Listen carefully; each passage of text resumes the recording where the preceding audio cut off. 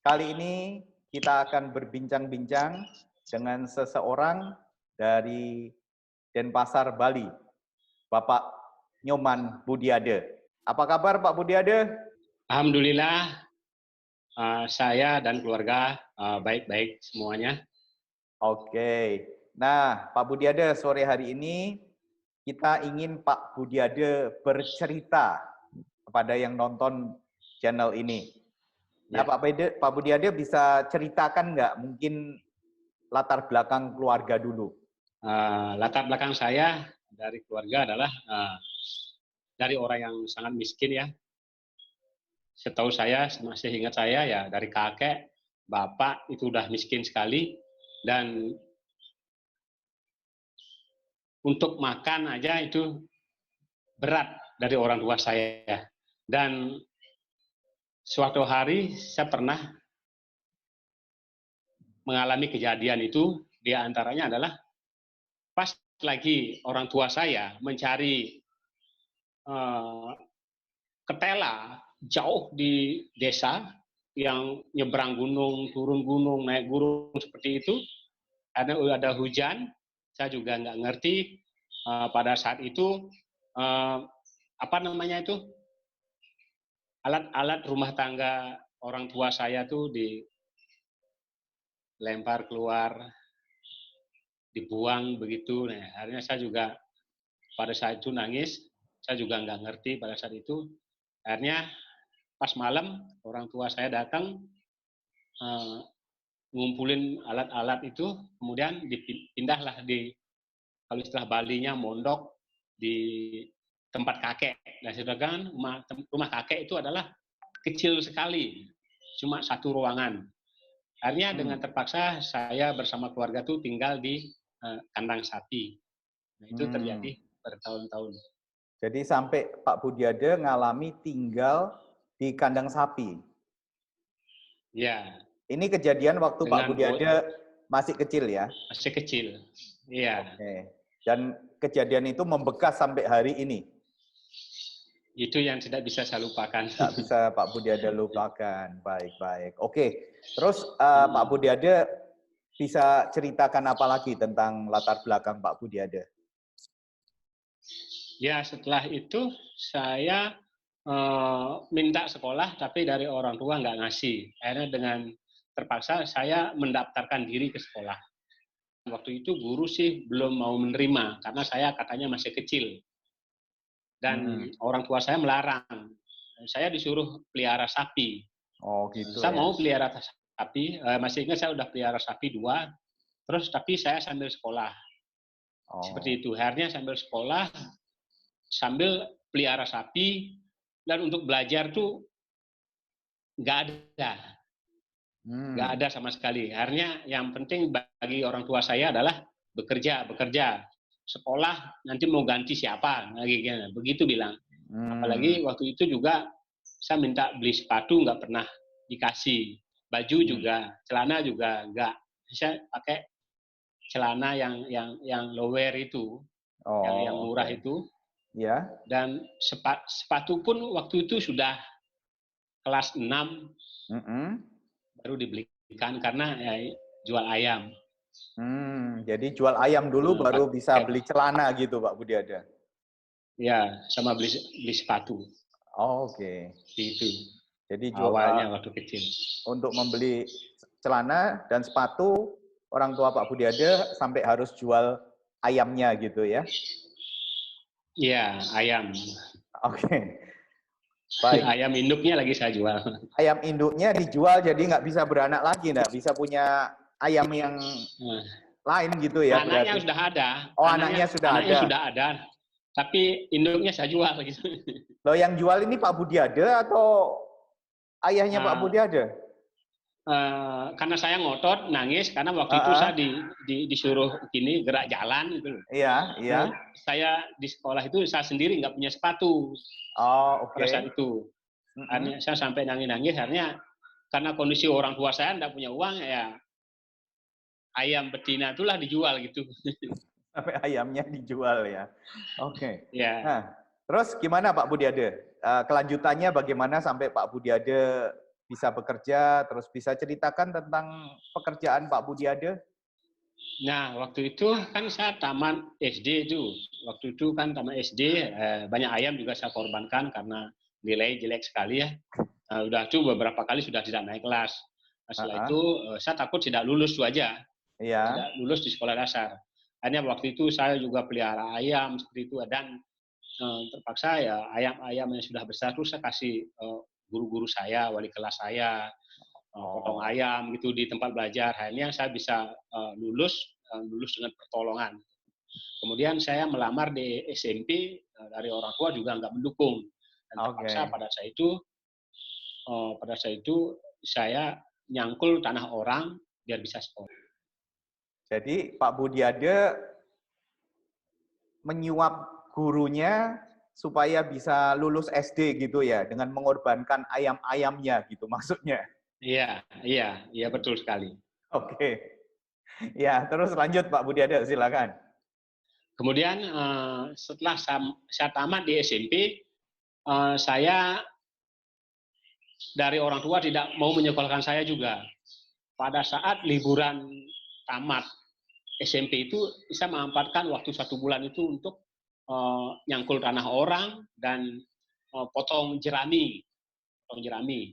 Itu sekitar hampir 1 bulan saya nggak pulang, hanya untuk mencari uang biar bisa pakai melamar sekolah.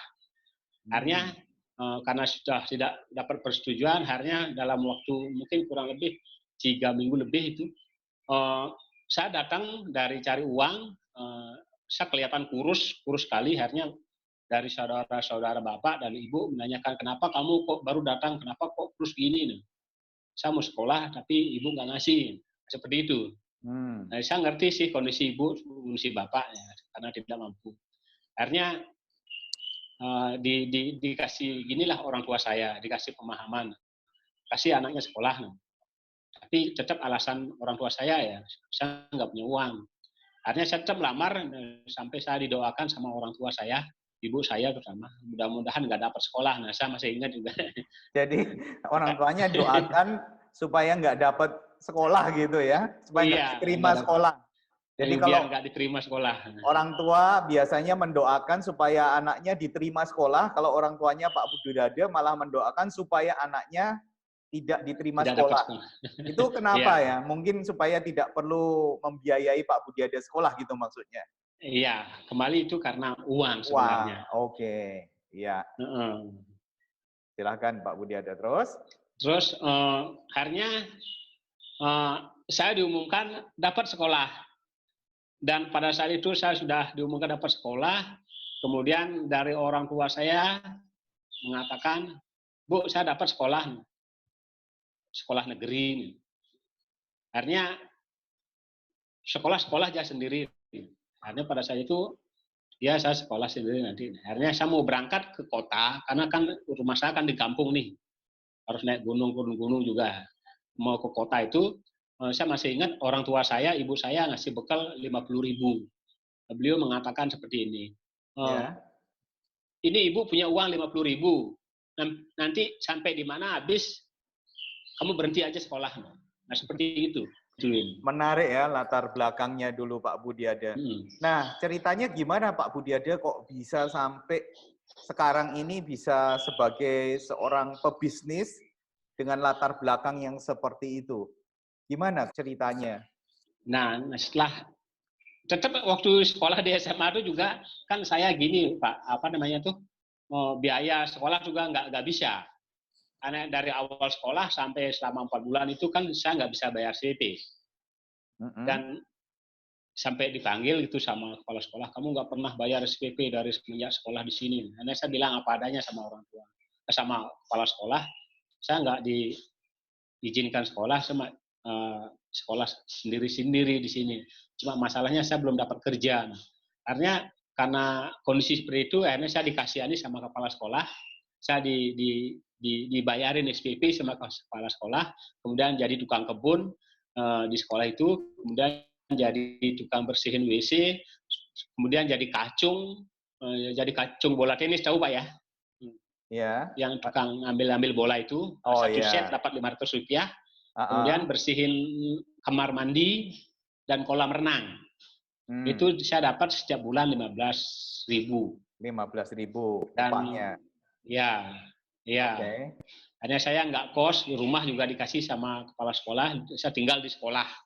Sambil merawat kebun, merawat kamar mandi, merawat sekolah semuanya, dan tetap nilai saya jelek sekali, on gitu loh. Yang penting bagi saya itu adalah yang penting dapat ijazah biar bisa cari kerja. Itu aja intinya di pikiran saya. Karena nilai saya terus jelek itu baru saya merantau ke Denpasar. Tapi sudah lulus SMA itu, lalu merantau ke Udah Denpasar. lulus SMA. Oke. Tapi nilainya tetap jelek. Nilainya tetap jelek, tapi tetap lulus gitu. Iya, yang penting lulus itu. Oke, terus berbekal ijazah itu Pak Budiade ke Denpasar untuk melamar kerja. Terus akhirnya kerja apa Pak Budiade di Denpasar? Nah, pertama sekali sih karena saya dari kampung yang tidak tahu Denpasar sama sekali, saya cuma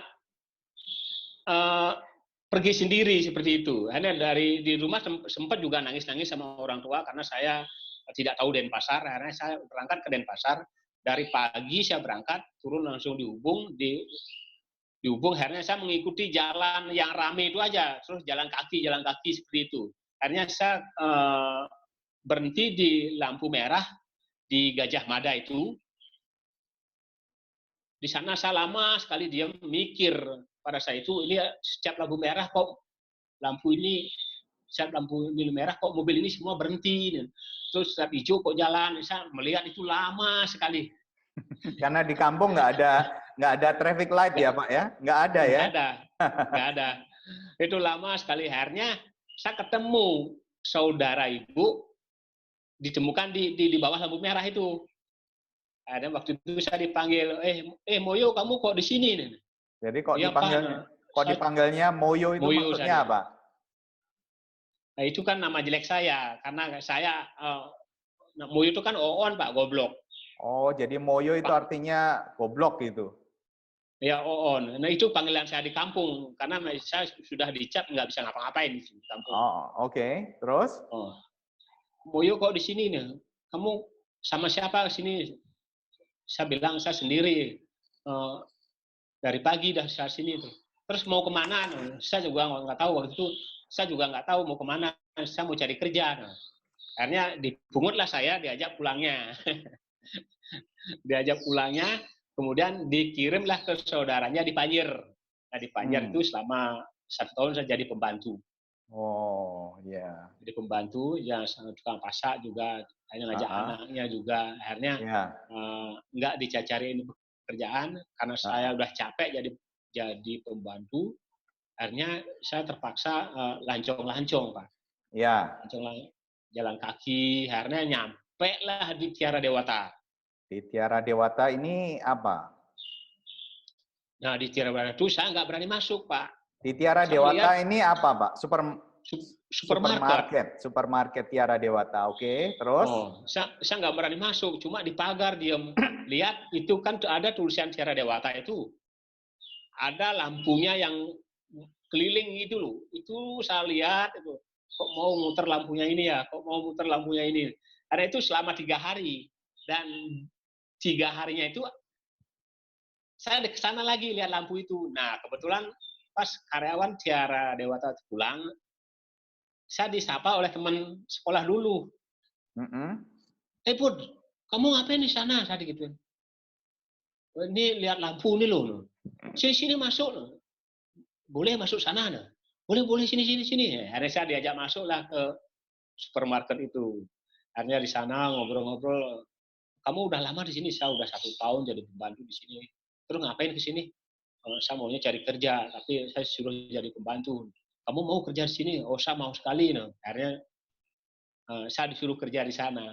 Oh, jadi Pak Budiade akhirnya diterima kerja di Tiara Dewata supermarket itu. Sebagai apa Pak Budiade? Nah, karena itu kan dilihat ijazahnya juga. Dilihat ijazahnya, karena ijazahnya seperti itu, saya ditanya keterampilan, keahlian, nggak ada. Nah, saya disuruh jadi tukang sapu dulu. Nanti kamu jadi tukang sapu dulu, nanti kalau cara kerjamu bagus, nanti dinaikkan, dipromosikan. Akhirnya ya terpaksa saya di sana bekerja sebagai tukang sapu di parkir, tukang sapu di dalam, kadang ngepel seperti itu saya lakukan, dan itu terjadi selama 8 tahun. 8 tahun jadi tukang sapu? Iya. Oke. Setelah itu? Setelah itu saya pinginlah punya pacar gitu loh, karena saya nggak pernah pacaran masalahnya. Nah, saya tertarik sama satu orang, terus pindahlah karena saya punya pacar ya dan mau menikah, pindahlah saya ke supermarket yang lain yang ada di Ubung. Yaitu di sana saya sempat juga tukang sapu. Akhirnya karena perubahan, karena itu baru, saya ditugaskanlah di penjaga loket parkir. Nah, di sanalah saya bekerja sebagai tukang parkir selama 10 tahun. 10 tahun. Jadi ya, tukang sapu, tukang pel 8 tahun, terus dipindah ke jadi tukang parkir, jaga parkir ya. Itu selama 10 tahun gitu ya. 10 tahun, ya. Oke. Nah, gimana ceritanya Pak Budiade bisa berkenalan dengan bisnis yang Pak Budiade jalankan sekarang ini? Gimana ceritanya Pak Budiade?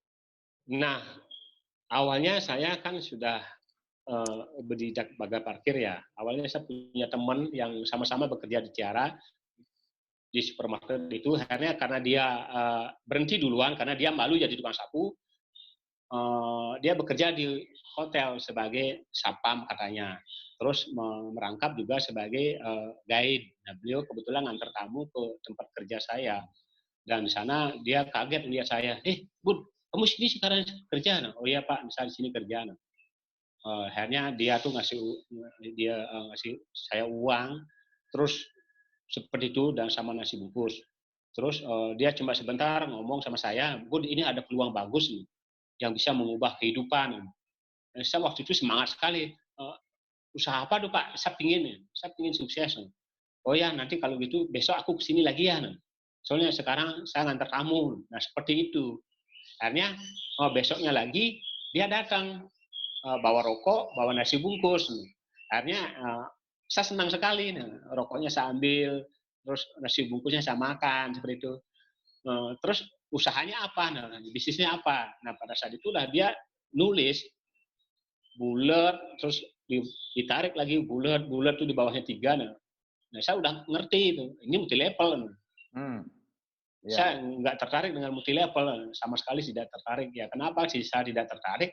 Saya banyak sekali melihat orang yang menjalankan multi level satupun nggak ada yang sukses, termasuk dari keluarga, dari IPA juga. Dan menurut saya pribadi nggak ada multi level yang bikin sukses seperti itu. Nah terus negatif. Kalau Pak Budiade negatif, ceritanya gimana kok akhirnya bisa sampai bergabung malah menjalankan bisnisnya? Nah itu gara-gara saya ambien. Ambien saya sebelumnya dia nggak tahu saya ambien, cuma saya sering sudah berobat karena di tempat kerja saya kan kesehatan dijamin di Rumah Sakit Wongayu sama di Sanglah. Nah, di sana saya dikasih obat, kadang kambuh lagi. Dan pernah juga bertengkar waktu itu saya kasih 3, nah, biasanya saya minta 6, seperti itu saya beli lagi. Tapi tambah parah seperti itu. Dan saya sudah ikuti anjuran dokter, harus banyak minum air, harus banyak makan sayur juga, makan pepaya. Tapi ambil saya semakin parah. Kadang saya sampai bekerja pakai pampers.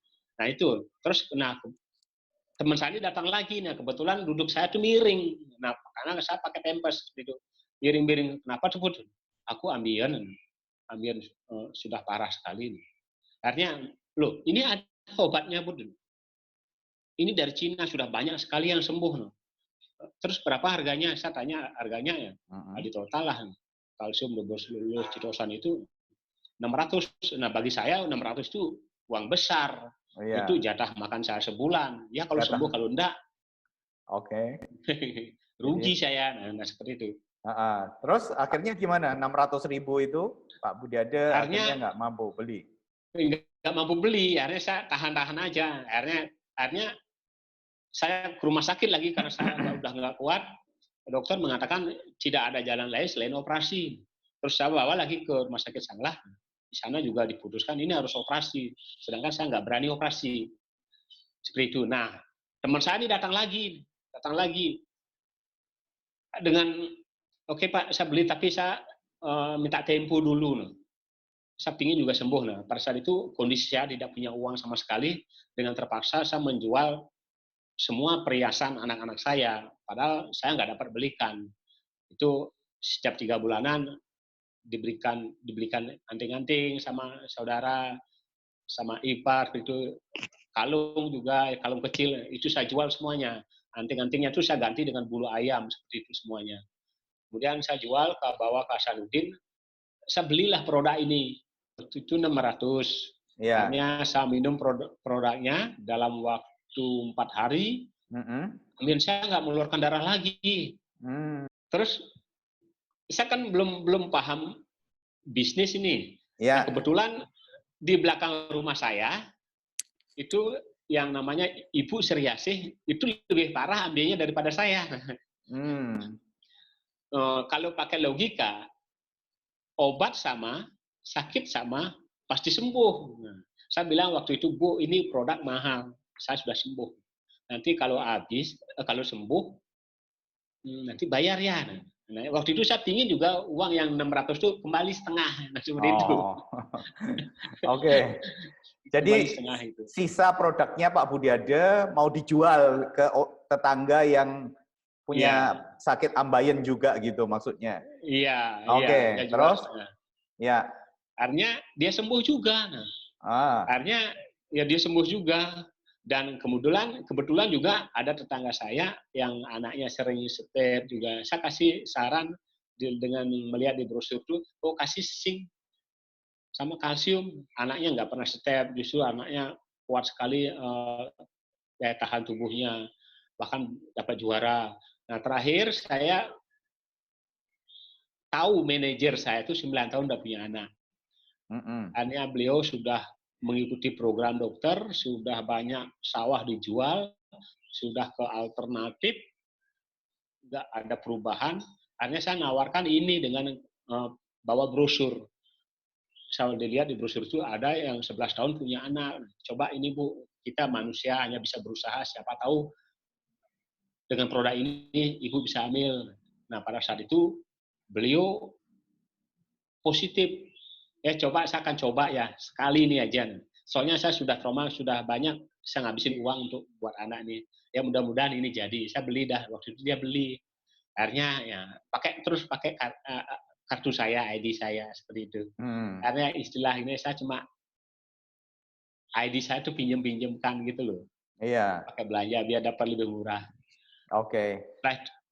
Setelah itu semakin banyak orang beli produk karena mulut lewat mulut. Karena ini buat kartu aja. Gimana caranya Pak Budi? Nanti ini nomor ID saya, nanti bilang sana daftar. Saya juga nggak ngerti. Karena dia daftar, berapa? Budi ini ID-nya aku udah dapat. Iya. Nah, ini bulan depannya saya dikasih bonus sama teman saya ini. Bud, ini bonusnya. Bonus apa Pak? Bonus cerita. Waktu itu saya dikasih 1 juta. Waktu itu saya senang kali. Kok banyak segini? Biasanya saya nggak pernah dapat uang segitu. Biasanya kan saya kerja di sana udah sisa potong jangka panjang, jangka pendek itu pas bonus Pak ya. Iya. Sisanya biasanya 600, 500 seperti itu saya bawa pulang. Dan ini kok banyak. Nah, seperti itu. Jadi dengan cerita-cerita saja Pak Budiade nggak nyangka bisa terima bonus 1 juta gitu. 1 juta. Jadi itu bonus pertama Pak Budiade waktu mulai menjalankan. Jadi sebenarnya Pak Budiade sadar atau enggak bahwa Pak Budiade itu sudah menjalankan bisnisnya? Enggak sadar. Kalau join sadar enggak bahwa Pak Budiade sudah member ya istilahnya ya? Iya. Kalau memberin sama teman saya. Oh gitu. Ini kartunya jangan hilang ya. Nanti kalau belanja dipakai lagi seperti itu. Iya. Terus apa yang membuat Pak Budiade akhirnya kok serius sekali dan bisa membangun bisnisnya? Apa dari latar belakang pendidikan segala macam tadi? Terus Pak Budiade memang temennya banyak gitu di tempat kerja.